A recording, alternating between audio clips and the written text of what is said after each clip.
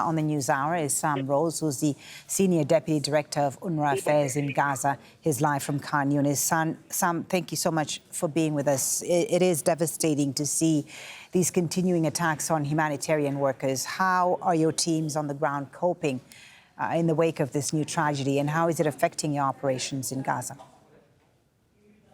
Thanks for having me on. Look, this is one of the most difficult days that we faced in UNRWA in Gaza during the most difficult conflict that we've ever faced. Staff in the offices are in shock, they're grieving, they're despairing, and the colleagues on the ground who I've talked to in the shelter providing first-line response are just devastated. Yet another attack on a protected UN facility, the fifth time, as you said at the start of the clip, that this school itself has been attacked. So it's devastating, it's horrific, it's all these superlatives, and just the scale and the rapidity of the incidents are just too difficult for us to get our heads around sometimes. Yeah, these were local humanitarian workers who were helping their fellow Palestinians. Today, Gaza really is a dangerous place to work for humanitarian workers. No one seems to be safe.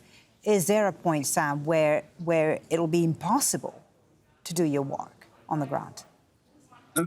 I mean, we're certainly running out of options. The highest number of UN workers and humanitarians slain in any conflict, the vast majority of them UNRWA workers. We're facing increasing difficulties getting our supplies into Gaza. We had a terrible, terrible incident at one of the checkpoints trying to go north a couple of nights ago to lead on the administration of the polio campaign. So yeah, we're running out of options. The space in which we're able to operate geographically, but also kind of conceptually and existentially is simply shrinking. And our staff working day in, day out, around the clock, to whom I want to express my tribute and my condolences to them and their families. They're facing it increasingly difficult because we, as UNRWA, are not able to afford them the protections that they require. And UNRWA doesn't operate in a vacuum. UNRWA is an organ of the UN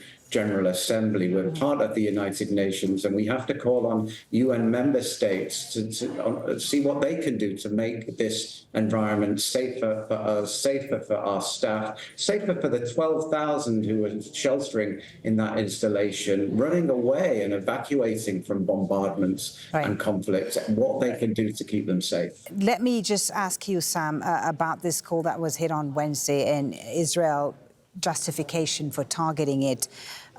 This school was hit 5 times already this year. It was being used as a shelter, as we know, but the Israeli army has said that this was a Hamas command and control center. What do you say to that? Was the school or the area around it, as you know, being used for fighting purposes? I mean, I'd say 3 things. One is, I can't confirm the specifics of that. Secondly, regardless of that, there are rules in war that require all parties to a conflict to respect the humanitarian character, the protected character of certain installations. That includes UN installations, that includes schools. There were 12,000 people sheltering in that school, the vast majority of them women and children who deserve protection. The third thing I would say is that this school was being used just a few days ago for delivery of polio vaccines. So precisely the place that we were going to as the United Nations to provide safety for these children has now yet again come under attack. It's simply devastating. As you've said, Sam, UN member states are meant to protect humanitarian workers. We've heard the Secretary-General again condemn this attack, saying it was unacceptable. But this seems to be happening time and time again. We hear the condemnation. We know it's a violation of international law. What else are you hoping to see from these UN member states so they can ensure that humanitarian workers like those of UNRWA are protected in these conflict zones?